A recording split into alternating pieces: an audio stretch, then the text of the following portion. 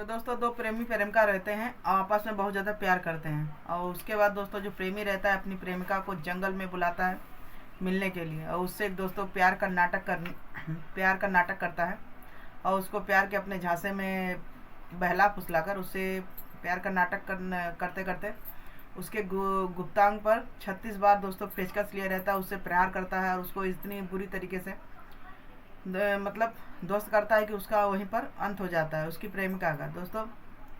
तो दोस्तों ये सब क्यों होता है, जैसे कि जो कोई अगर किसी से प्यार करता है तो उसको इस प्रकार इतनी बुरी हत्या उसका क्यों करता है।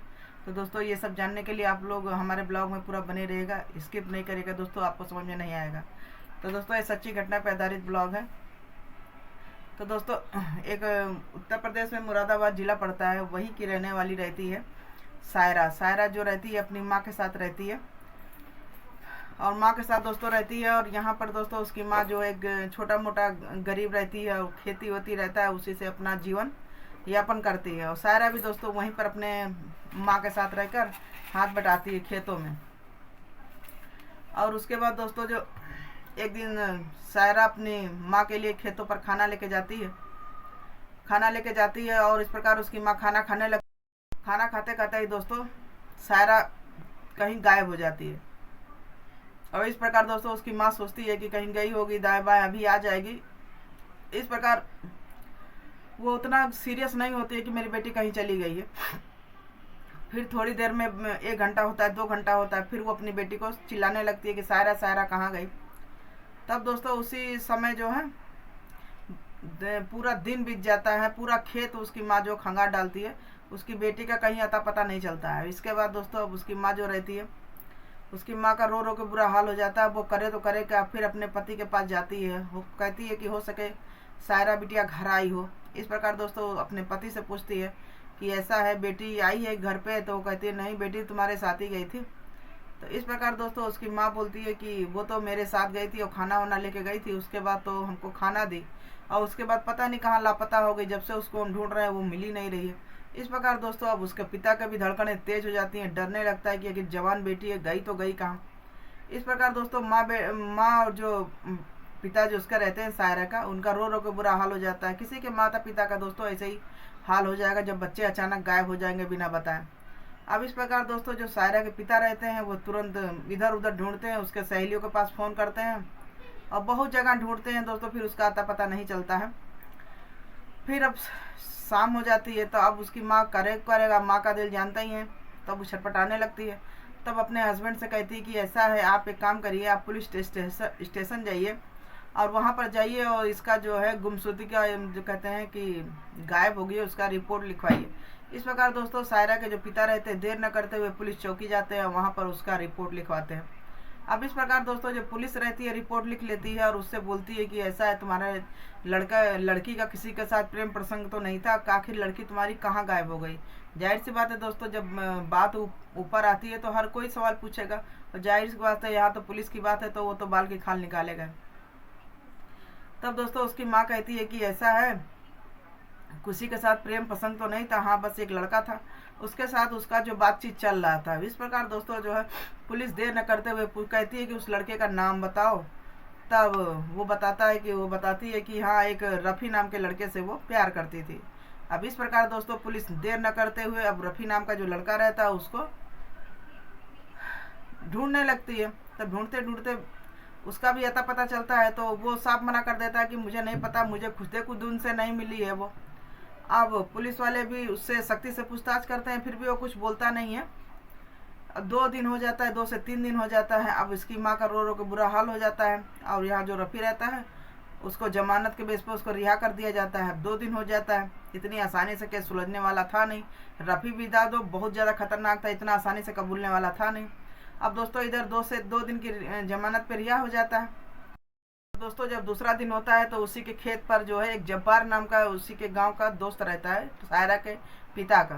तो जो दोस्त रहता है वही खेत पे ऐसे घूम रहा था तो वहीं पर दोस्तों एक तो खेत में एक लड़की की निर्मम हत्या पड़ी हुई रहती है, मतलब इस तरीके से।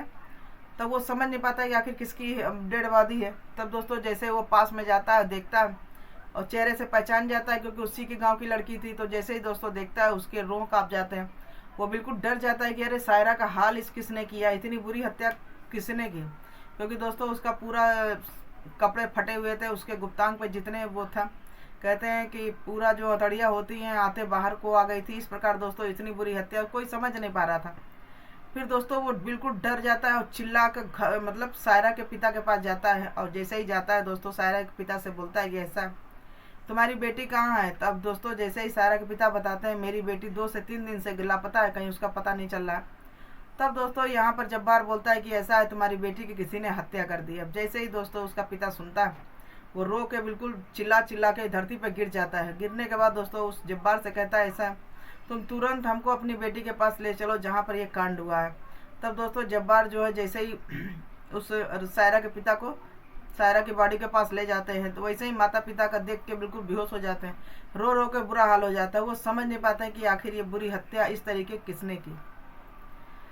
तब दोस्तों उस समय जो है सायरा के माता पिता का ध्यान सीधे उसके दोस्त रफ़ी पर जाता है। फिर रफ़ी को देर न करते हुए पुलिस हिरासत में उसकी माँ बाप गिरफ्तार करवाते हैं, पूरे सख्ती से पूछताछ कहते हैं इसको करने के लिए। तब दोस्तों पुलिस वाले एक बार फिर से करके रफ़ी को गिरफ्तार करते हैं, उससे सख्ती से पूछताछ करते हैं। तो जब पूछताछ करते हैं तब रफ़ी बताता है कि ऐसा है ये जो है हमारे हमारे साथ साथ जो है किसी और लड़कों से बात करती थी और व्हाट्सअप चैट और बहुत बार मैं देखना चाह रहा थी, हमें दिखाती नहीं थी।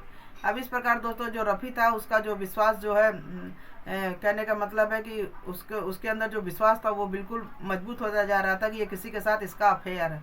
और दोस्तों इस प्रकार जो है रफ़ी जो है अंदर ही अंदर जो शक उसके अंदर भरता ही जा रहा था। और कहीं ना कहीं दोस्तों शक उसका ये अंजाम ले लेता है कि दोस्तों उसकी जो प्रेमिका थी उसको हत्या करना पड़ जाता है। अब इस प्रकार दोस्तों ये मानता नहीं है कि हमारी जो प्रेमिका है उसका किसी के साथ प्रेम प्रसंग चल रहा है। तब दोस्तों ये करता कि अपनी प्रेमिका को एक जंगल में बुलाता है प्यार के बहाने। और इस प्रकार दोस्तों उसकी प्रेमिका जो रहती है उसके पास जाती है। और जाने के बाद दोस्तों फिर वही बात होती है, उसका प्रेमी जो रफ़ी रहता है अपनी प्रेमिका से कहता है कि ऐसा तुम हमें जो अपना मोबाइल दो, मोबाइल में तुम्हारा हमारे चेक करना है। इसके बाद दोस्तों उसकी जो प्रेमिका रहती है कहती तुम मेरे पर शक कर रहे हो। तब दोस्तों इस प्रकार जो उसका प्रेमी रफ़ी रहता कहता मैं शक नहीं कर रहा हूँ, बस तुम्हारा मोबाइल मुझे चेक करना है। इस प्रकार दोस्तों देर न करते हुए उसका जो प्रेमी रहता है रफ़ी मोबाइल में छीना झपटी होती है और वो देती नहीं है। अब वहाँ पर दोस्तों वो गुस्से में पेचकस हाथ में लिए रहता है और पेचकस लेकर उसके मोबाइल नहीं देने की वजह से उसके गुप्तांग पर दोस्तों कम से कम 36 बार प्रहार करता है। इतनी बुरी तरीके पूरा गुस्सा उसी पर उतार देता है। और जब गुस्सा उसी पर उतार देता है तो दोस्तों बिल्कुल गिर कर बेहोश हो जाती है, वहीं पर ऑन स्पॉट वो ख़त्म हो जाती है। तो दोस्तों इस प्रकार वो पूरी बात जो पुलिस को बताता है, पुलिस वाले देर न करते हुए उसको गिरफ्तार कर लेते हैं। कोई इतनी बुरी हैवानियत दोस्तों कैसे कर सकता है। तो दोस्तों कहते हैं ना शक का कोई इलाज नहीं है। कहते हैं कि कोई भी बात हो उसको आसानी से बैठ कर समझ लिया जाता है, लेकिन कहते हैं ना जहाँ शक का कीड़ा घुस जाता है कोई उसको निकाल नहीं सकता है। तो उसका अंजाम दोस्तों यही होना है। अब इस प्रकार दोस्तों होता क्या है, अब इसके बाद उन जो रफ़ी रहते हैं उनका तो हंस रखा है, उनको जेल में चले जाते हैं। इस प्रकार दोस्तों सायरा जो रहते हैं उनके माँ बाप का दोस्तों रो रो के बुरा हाल हो जाता है।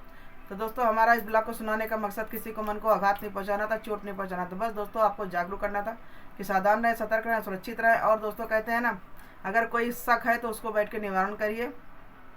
और इस प्रकार दोस्तों कहते हैं कि क्राइम को हाथ में लेने से अच्छा है कि समझदारी से काम लिया जाए। तो दोस्तों चलिए इस ब्लॉग को यहीं पर ख़त्म करते हैं। हमारा ब्लॉग आपको कैसा लगा, अगर अच्छा लगा तो हमारे चैनल को सब्सक्राइब करें, लाइक करें, शेयर करें, कमेंट करें। मिलते हैं फिर अगले ब्लॉग में, जब तक के लिए बाय बाय।